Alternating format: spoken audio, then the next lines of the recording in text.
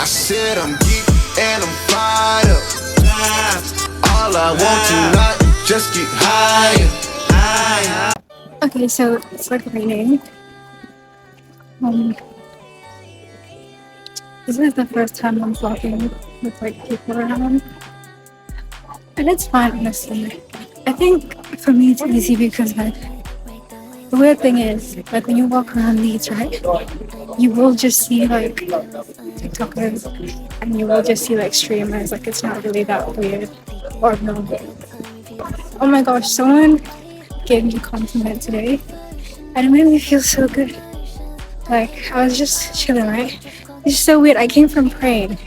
So in Leeds, right? There's these like, I don't think it's just in Leeds, but in like big cities, you find these like quiet rooms, and I've never used one before, so I went in, right? And I was like praying and meditating, and I came out, and by the escalator, this girl was like, "Oh my god, you are like so beautiful." But I didn't hear her because I had my stupid AirPods in, and I was like, "What?" She was like, "Yes, I'm beautiful." I was like, "What?" She's like, "You're stunning with her drop dead god." Oh my god.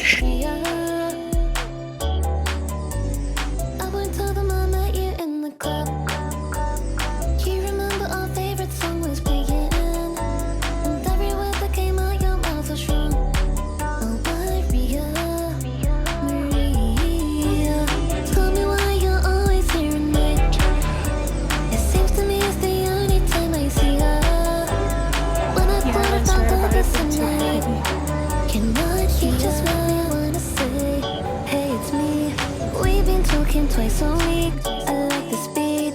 It just makes me wanna sing. Hey, it's me. We've been talking twice a week. I like the speed. It just makes me wanna sing. I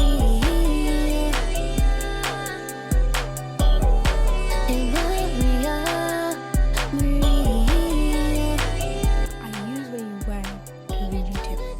Internet subcultures. My journey with belonging in online spaces as a queer Black woman.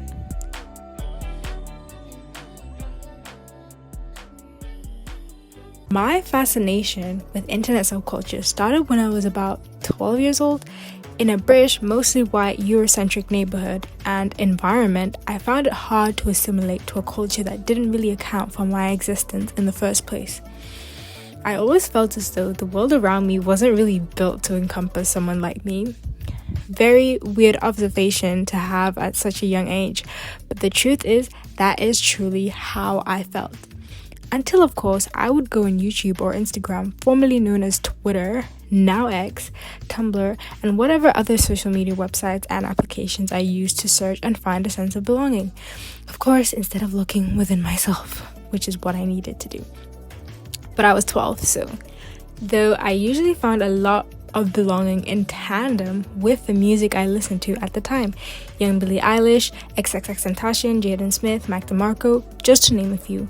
But within these fan bases, it was clear to me that it was full of white people who would probably bully me if they knew me IRL at the time. So with that in mind, I took to internet subcultures to find solace and belonging. Well, Aesthetic Wiki states that Artho is an aesthetic based around a love for art, a connection to nature, painting, and flowers, and it's symbolized by African American women who love art and nature. The aesthetic was created by Tumblr user Sensitive Black Person. Famous original arthos include Amanda Stenberg and stylist Ryan Finn, illustrator and musician Janelle Lewis, and rapper Bibbo Baggins. I would argue that Jaden Smith and Willow Smith also encompass this aesthetic, with Jaden leaning more towards the vaporwave soft boy aspects. Although began as a woman's African American art movement, it later branched out to include all genders and nationalities who appreciate both art and nature. It was also co-founded by Mars and Jam. I think they're the same person. I don't know. Wanted to redefine blackness and challenge stereotypes about people of color through their art. That's originally how it started. Dazed described it as a soft alt, social media driven Harlem renaissance.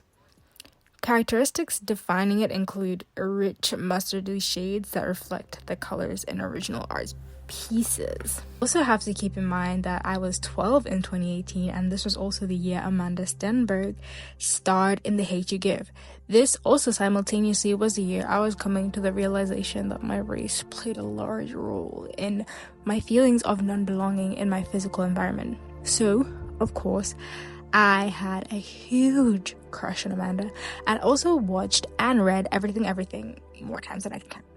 If you were around during this time consuming the same media as me, you'll be well aware of what a black woman who was also an art hoe looked like. Flowers, pastel colors, colorful and expressive makeup, just an overall focus on self-expression. Think cottagecore meets earthy black girl core meets C-punk meets vaporwave. If you are not chronically in line, you probably won't know what any of those words mean, and for that, congratulations for having somewhat of a life, I think, and boo to you for being so boring. I think I was really drawn to this subculture because, well, there was a lot of black representation, and because of that, I felt I belonged. I also had a love for art and photography. With everything on the internet though, more people started to co-opt the aesthetic, and it became less and less about being a subculture and overall turned into a costume of overconsumption and cultural flex points.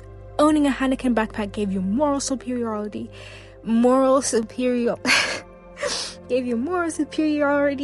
over the rest of the poor people who couldn't afford even more expensive art products and Polaroid cameras. Just like that, a subculture built on accepting the artistic nature of our industrial reality became consumed by the very things we tried to separate ourselves from. Pretentious, liberal, centrist, gentrific. I came up with the word white people. It means gentrified. And because it became less cool, I was cool, so I also moved on to the next cool thing. Apparently this was vaporwave. So this was a weird time on the internet in which we all, well, maybe not all, but most of us had a weird nostalgia for a time we didn't even exist in. I mean, how many people can say they lived through the 80s and 90s city pop era and also dabbled in Tumblr and YouTube commentary in their free time? Probably not. And YouTube and Tumblr weren't even invented yet. Considering for you to be watching this, you're probably also chronically in line and probably also not over the age of 30. Not that there's anything wrong with you if you are. Side eye. As mentioned earlier, my primary love for this aesthetic came from, honestly, undoubtedly Jaden Smith, but also some notable reasons I got into the subculture and aesthetic could be that I was a big fan of Young Lean, again music, also known as Jonathan Lean Dewar, and I watched too much Paris and Nicole. This also can be categorized by pastel purples, pinks, and blues, Japanese city pop, vintage 80s analog computer designs overall, and also this album. This style is reminiscent of the late 80s and early 90s gamer culture with a dash of romanticizing Japan. And if you know anything about the internet, you know that this subculture was mostly also reminiscent of incel culture and websites such as 4chan and Reddit. Not a good place for a black girl, let alone a 12-year-old. And just like I had before, I told you I wanted to be cooler because internally I knew I was cooler than everyone around me.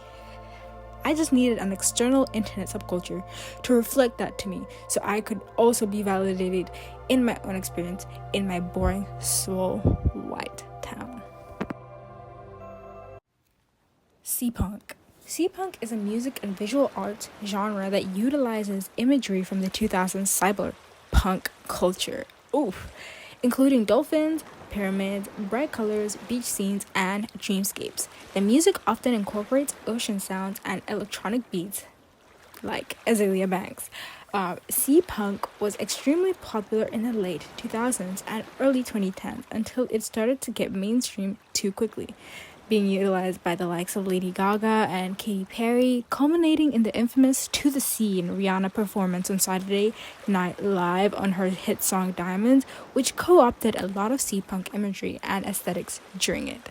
After this incident, C-punk fell in popularity and was eventually replaced by a very similar vaporwave, as mentioned earlier, which admittedly had an easier time enduring popularity due to how all-encompassing it is compared to the very specific C-punk. Despite this, however, there had been rumblings in the vaporwave community of a possible C-punk renaissance, and of course, we can't forget to mention the infamous music video Atlantis by the Azalea Banks herself. Though it appeared as though the subcultures had died for everyone else, Black women still loved the subculture because of its reminiscence to vaporwave with a slightly less racist and more inclusive internet environment. While these subcultures had a large Black influence and primarily grew up in terms of popularity on the backs of Black women's cultural nobility, it's still very clear that a lot of these same women left these subcultures because of their lack of cultural hegemony. Throughout those times, I never really saw any active subcultures I wanted to join, but more so used my time to learn the importance of subcultures and their importance in pop culture and art. From punk to cybergoth to indie sleaze and Harajuku fashion magazines, searching for a place I belonged. Cyber Y2K, Aaliyah Core, 2020. The year is 2020, and a lot of people are rediscovering subcultures again and creating new ones.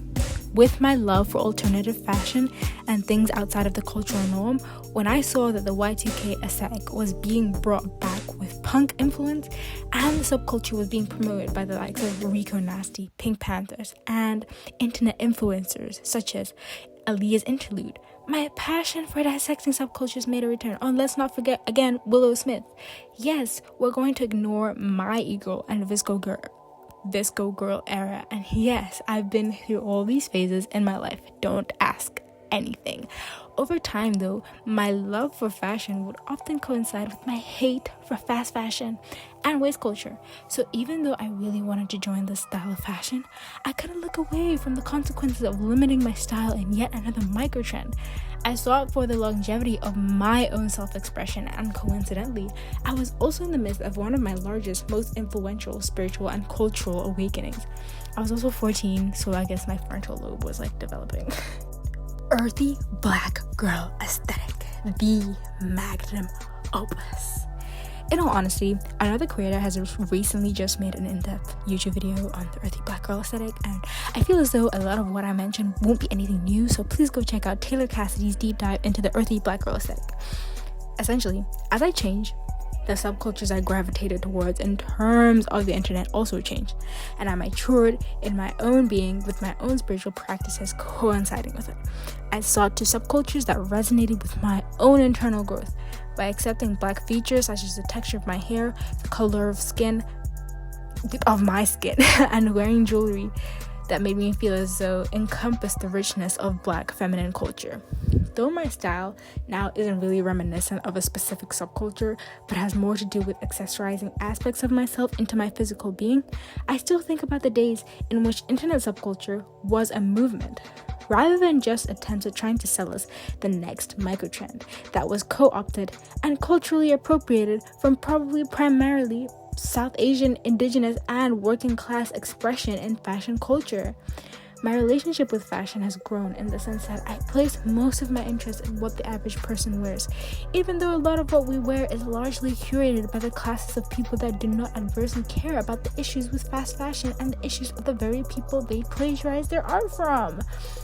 I feel as though internet subcultures helped shape the way I experience fashion and consume media in the sense that authenticity and community are at the base of my expression.